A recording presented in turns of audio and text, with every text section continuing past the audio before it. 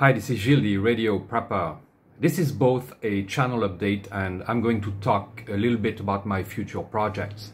The fact is that the whole country here, France, is under complete lockdown. So we can't travel anywhere. We even have to fill a form if we want to go to the store. And if we don't do that, we get a fine. So, feels very Orwellian if you ask me, but I'm not going to comment about that. My project though, I got myself a sailboat and I don't know if you know the story, but I lost a boat in the Bahamas in 2015 around Christmas time, and since then I've been wanting to get back to it and get another boat and basically just go sailing.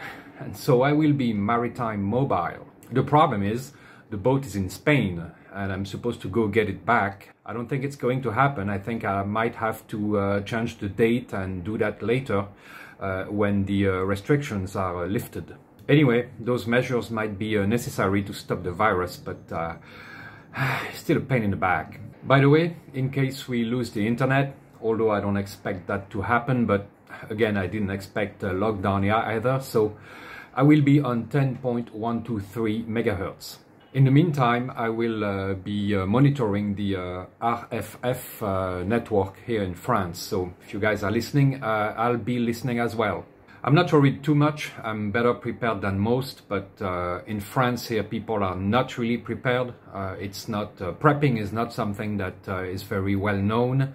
It's not in the culture to do that, which surprises me because, of course, because of World War I and World War II, you would think people would be better prepared and you know, think about stuff like that, but it's not really something they do. So that would be a big problem if the stores are empty, and they're actually empty pretty much right now. The government says they will be resupplied, but you know, who knows? So we'll see. But let's look at the boat first, and when I went to see it. Then I'll talk about the radio options I'm going to have on board. I'm in Madrid, a gigantic airport. I'm going to go see a man about a boat. I have to take another flight to Valencia. And from Valencia tomorrow, I'll have a couple hours of driving to get to Benicarlo and go see a Havsvidra 20. So 20 footer. And you'll see it too. By the way, I saw a handful of people wearing masks, but just a few, not many.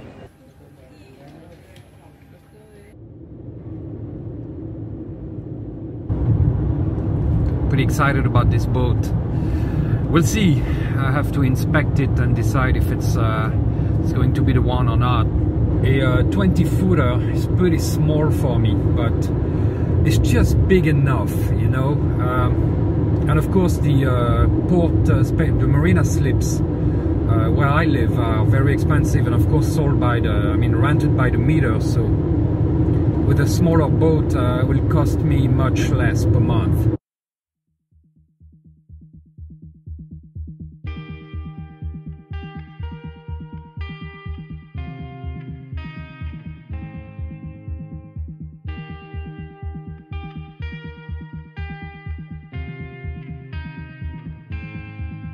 There's a light at the end of the road that I'm aiming for.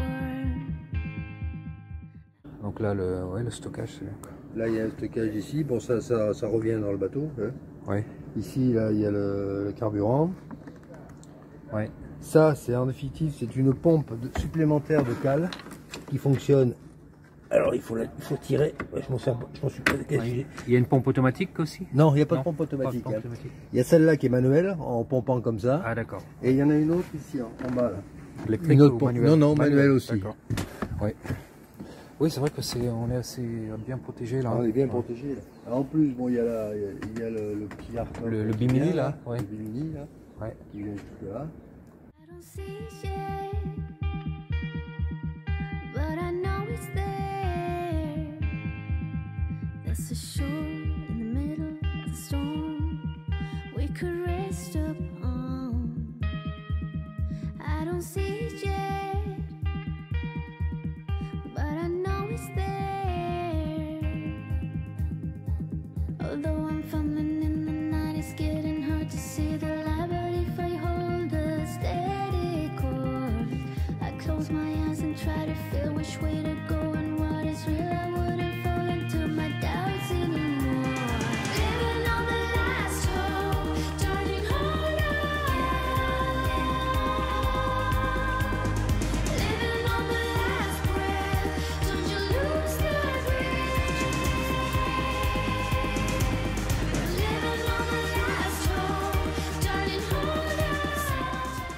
Ah oui, donc ça c'est pour sortir le bateau. Alors c'est un câble qui fait à peu près 2 mètres. Il passe là, au milieu, vous voyez.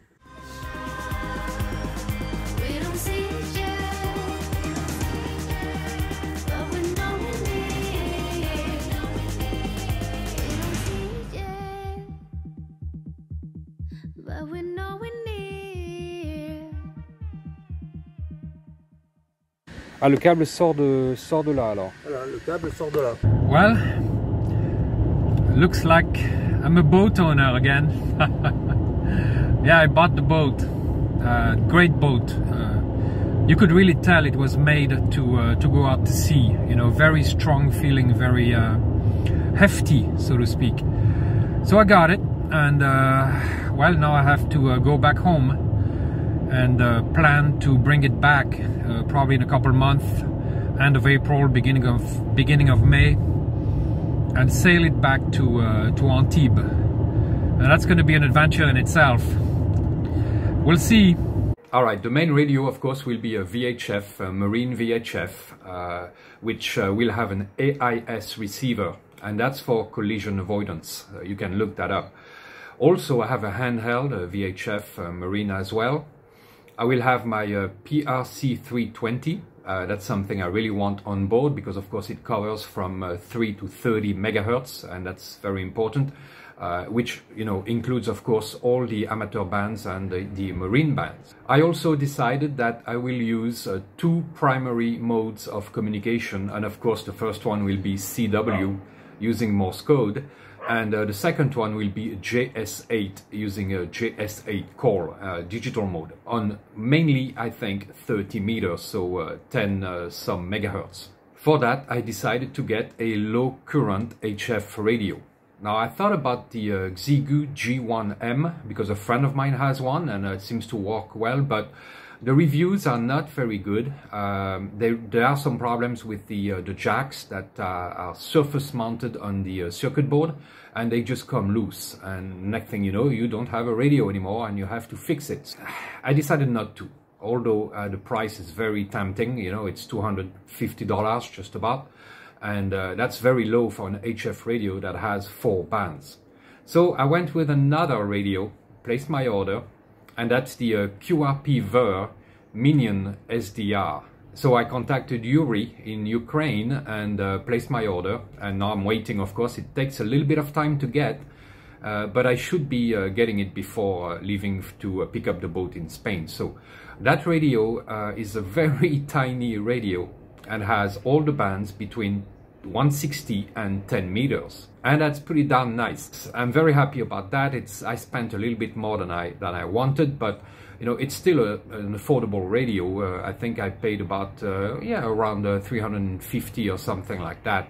I'm really impatient. I really want to get it, to review it for you guys and put it on board, and that's going to be my my boat radio basically, although I will take it for portable operations as well. Since I want to be able to send email as well and use different digital modes, I decided to get a Raspberry Pi version 3, and I'm going to use that for, of course, radio, also for navigation with a program called OpenCPN, and I will be using it for probably also backup AIS reception, so again for collision avoidance.